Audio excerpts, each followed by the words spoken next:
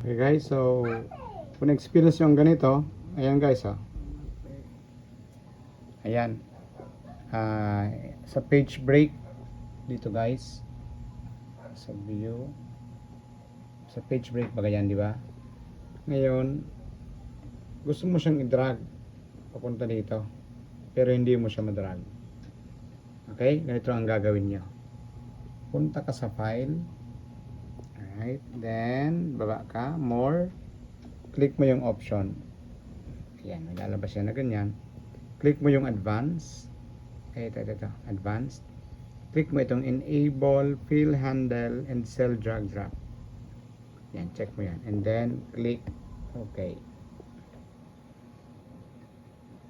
Alright, so tingnan nyo guys ang mangyayari. Ayan, nag double arrow na siya, di ba? Okay guys, so ganun lamang. Pag hindi mo magalaw yung page break, ganun lang po ang gagawin. Sana nakatulong.